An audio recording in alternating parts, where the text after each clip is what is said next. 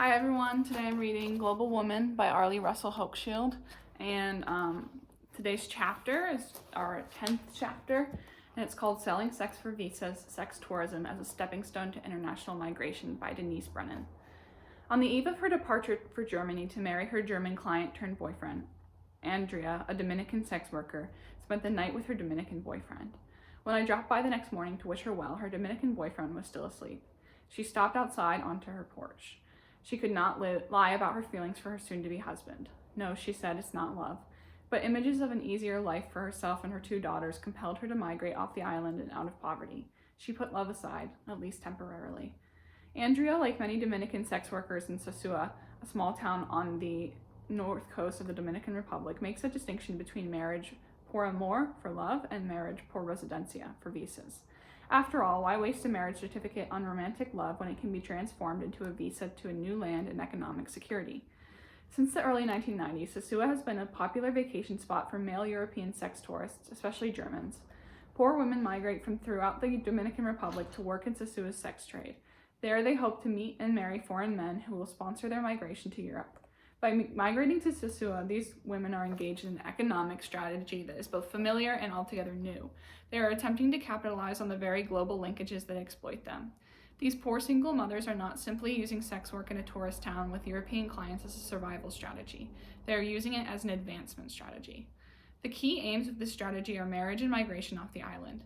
But even short of these goals, Sosua holds out special promise to its sex workers who can establish ongoing transnational relationships with the aid of technology such as fax machines at the phone company in town. The foreign clients and the women communicate about the men's return visits in this manner, and international money wires for clients overseas. Sosua's sex trade also stands apart from that of many other sex tourist destinations in the developing world in that it does not operate through pimps, nor is it tied to the drug trade. Young women are not trafficked in Sosua, and as a result, they maintain a good deal of control over their working conditions. Certainly, these women still risk rape, beatings, and arrest. The sex trade is dangerous, and Sosua's is no exception. Nonetheless, Dominican workers are not coerced into Sosua's trade, but rather end up there through networks of female family members and friends who have worked there. Without pimps, sex workers keep all their earnings. They are essentially working freelance. They can choose the bars and nightclubs in which to hang out, the number of hours they work, the client with whom they will work, and the amount of money to charge. There has been considerable debate over whether sex work can be anything but exploitative. The stories of Dominican women in Sosua help demonstrate that there is a wide range of experiences within the sex trade, some of them beneficial, others tragic. As Anne McClintock writes, depicting all sex workers as slaves only travesties the myriad different experiences of sex workers around the world. At the same time, it theoretically confuses social agency and identity with social context.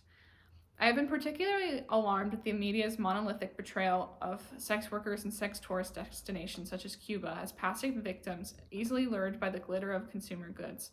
These overly simplistic and implicitly moralizing stories deny that poor women are capable of making their own labor choices. The women I encountered in Sosua had something else to say. Sex workers and sex tourists. Sex workers in Sosua are at once independent, resourceful, and exploited.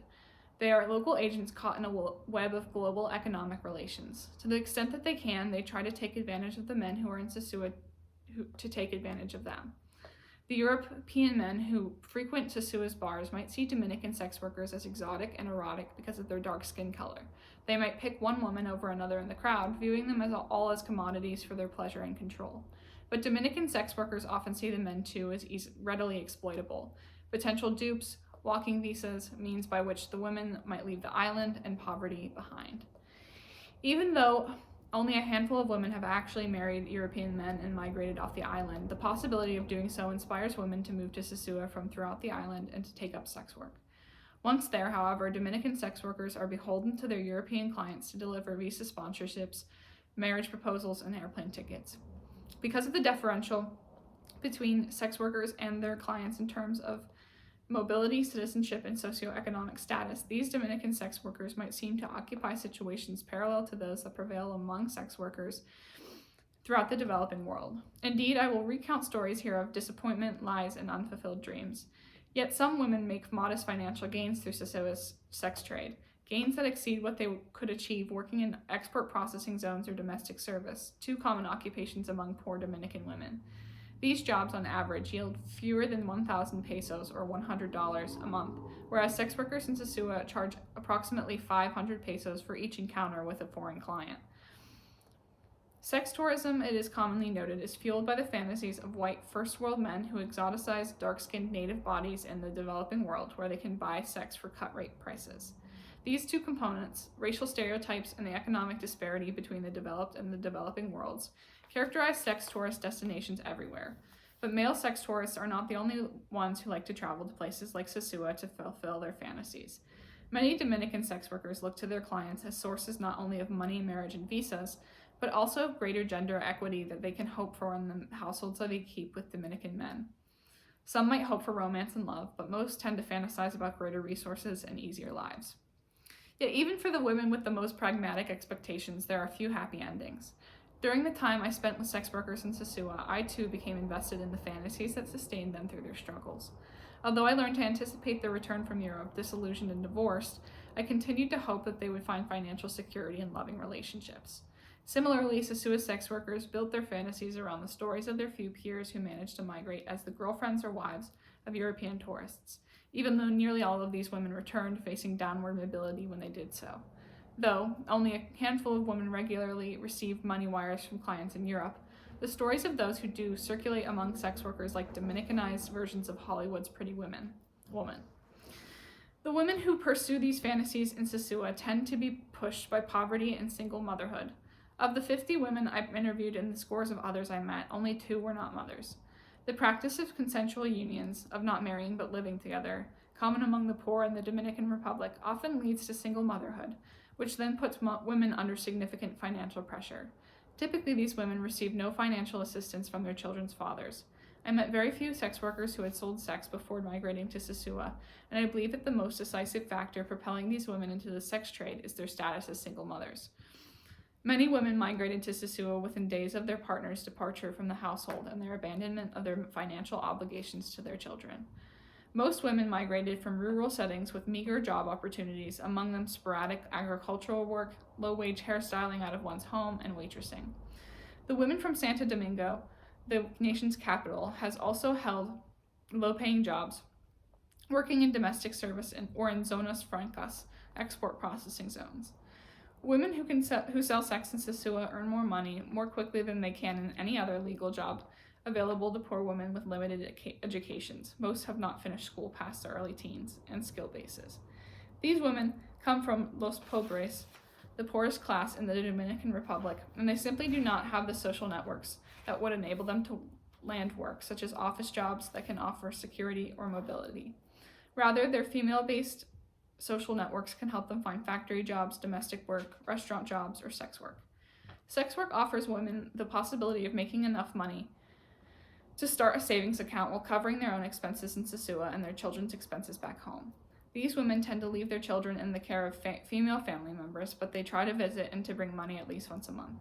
If their home communities are far away and expensive to get to, they return less frequently.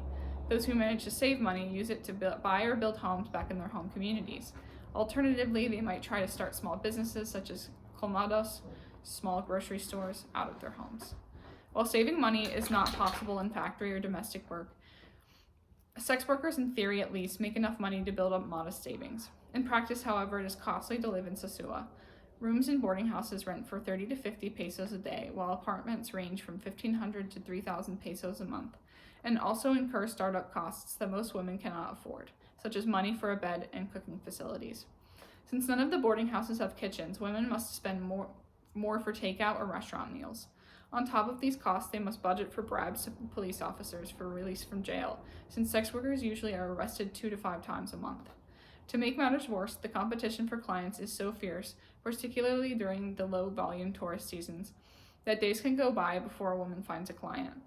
Many sex workers earn just enough to cover their daily expenses in Sosua while sending home modest remittances for their children. Realizing this and missing their children, most women return to their home communities in less than a year, just as poor as when they first arrived. In order to grasp why Dominican women would use the sex trade in Sosua as a way to migrate overseas, it helps to consider how the past 3 decades of Dominican migration to New York have led many Dominicans to look outside for solutions to economic problems inside Dominican borders. So adept are Dominicans at migrating off the island that Nina Sorensen even calls them natives to transnational space. The quest for a visa to Canada, the United States, and now to Europe is virtually a national pastime. The Dominican musician Juan Luis Guerra, captures this preoccupation with fuera, open outside, and the visas to get there in his hit song Visa para un sueño, Visa for a Dream. One of Eugenia George's interviewees summed up how class and opportunity are tied to migration networks to New York. In the Dominican Republic, there are three kinds of people: the rich, the poor, and those who travel to New York. Some would-be migrants are so desperate to get off the island that they take dangerous yolas, small boats or rafts, to Puerto Rico. Feigning love appears, at the very least, to be less risky. The sex workers I interviewed, who generally have no immediate family members abroad, have never had reliable transnational resources available to them. Not only do they not receive remittances, but they cannot migrate legally through family sponsorship. Sex workers' transnational romantic ties act as surrogate family migration networks.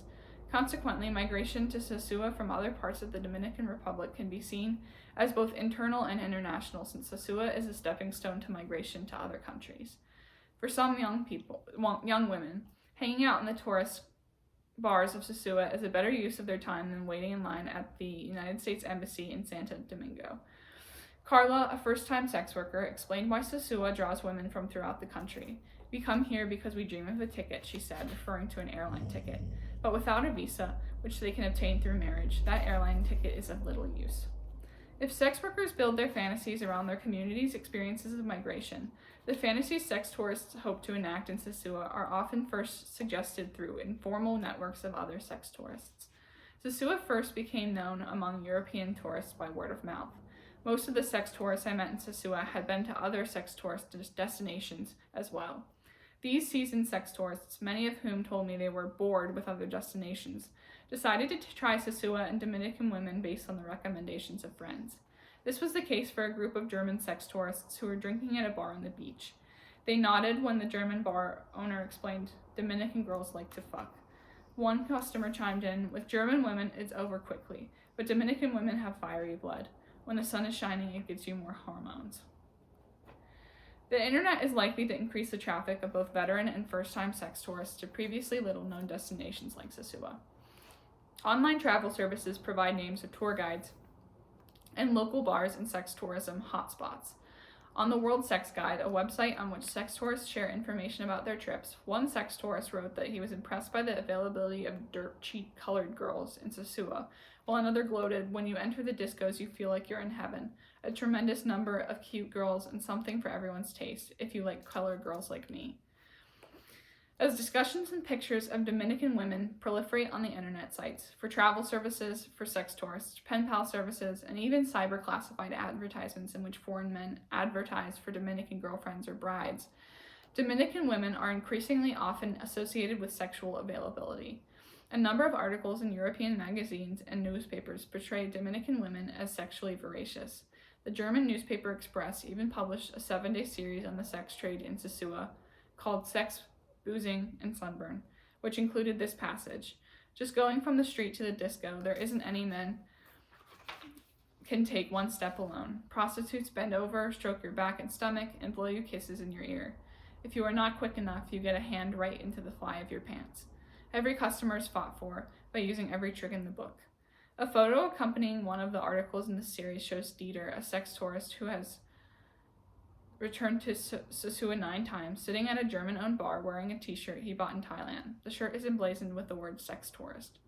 With all the attention in the European press and on the internet associating Dominican women with the sex industry, fear of a stigma has prompted many Dominican women who never have been sex workers to worry that the families and friends of their European boyfriends or spouses might wonder if they once were. And since Dominican women's participation in the overseas sex trade has received so much press coverage in the Dominican Republic, women who have lived or worked in Europe have become suspect at home. "I know when I tell people I was really with a folk dance group in Europe, they don't believe me," a former dancer admitted. When Sosuans who are not sex workers spoke casually among themselves of a woman working overseas as a domestic, waitress, or dancer, they inevitably would raise the possibility of sex work, if only to rule it out explicitly. One Dominican cafe owner cynically explained why everyone assumes that Dominican women working overseas must be sex workers. Dominican women have become known throughout the world as prostitutes. They are one of our biggest exports. Love in a global world, transnational courtship. Sex workers the world over pretend that they desire their clients and enjoy the sex. It is one of the defining charades of the industry. In Sosua, sex workers also pretend to be in love. They have staked much on this performance. Maintaining transnational ties becomes a daily task for some sex workers. Many correspond by fax with 4 or 5 different foreign clients at the same time. It costs under $1 to send or receive a fax at Codatel, the national phone company. Dropping by the Codatel office to see if they have received any faxes is a daily ritual for these women. The lucky ones receive faxes instructing them to pick up money at the Western Union office in downtown Sosua. Others receive word that their European sweethearts are planning a return visit. The most envied women receive letters of invitation, the first step to obtaining a tourist visa. In the faxes the women send, they typically express how much they miss the men, and they urge them to return to Sosua on their next vacation. They might also mention that they need money for their children and remind the men that there is a Western Union in town. Some sex workers have become so adept at capitalizing on the resources available to them that novices come to them for advice. At the top of this hierarchy are sex workers who can read and write and who have a proven track record of receiving money wires or faxes from clients. One such sex worker, Elena, has given a lot of advice and even helped compose letters and faxes for sex workers who were uncertain what to do with the addresses, fax numbers, and telephone numbers clients gave them. She helped Carmen, for example, write a letter to a Belgian client who had sent her a money wire and then abruptly stopped corresponding with her. Carmen came to Elena because at the time Elena was living with Jürgen, a German man and former client. She was experienced, indeed successful, at transnational courting. Elena's advice was simple. You have to write that you love him and that you miss him. Write that you cannot wait to see him again. Tell him you think about him every day. Following Elena's guidelines, Carmen composed the following letter, which I helped her translate into English, since her client's English was better than his Spanish. Dear blank, I have been thinking of you every day and have been waiting for a fax to hear how you are. I got your money wire, thanks. But I still want to see you. Please send a fax number at the following number. And if possible, a fax number where I can reach you. I miss you very much and think of you all the time. I love you very much. I wait to hear from you. I hope you come to visit again very soon. Many kisses, Carmen. Carmen never heard from this client again. Since women can enlist the help of friends who are more literate than they are, being able to read and write is not a critical skill in transnational courting. Sensing which men are unmarried, likely to continue corresponding, and likely to return for future vacations proves a more valuable and elusive skill. While sorting through all the pictures and letters of her European clients, Nancy, for example, commented on which one seemed the most serious about keeping in touch. She pronounced several too young, and thus unlikely to follow through on the relationship. Of course, even those sex workers who are veterans of transnational dating cannot easily predict their European clients' actions or inactions. Yet some seem better at assessing their prospects than others. Nora, who had never received an international fax or letter, kept a German client's business card among her valuables. He had not responded to the numerous faxes she'd sent him, but she clung to his card as if it were a winning lottery ticket. Many of her coworkers, by contrast, quickly began cultivating new relationships when faced with the client's silence. Of course, not all sex workers in Sosua are solely motivated by the prospect of migrating off the island. Some women go to great lengths to establish relationships with European men because they seek an alternative to Dominican machismo. They hope that foreign husbands will be more reliable financial providers and more sexually faithful. As we will see in Elena's story below, Dominican sex workers often dismiss foreign men's imperfections, describing these men in idealized terms. It was only toward the end of Elena's relationship with Jürgen, when his drinking was obviously out of control, that her friends finally admitted that, like the Dominican men they constantly criticized, Jürgen was trouble. I'm going to finish this chapter in part 2, so bear with me. I'll have that up soon. Thank you.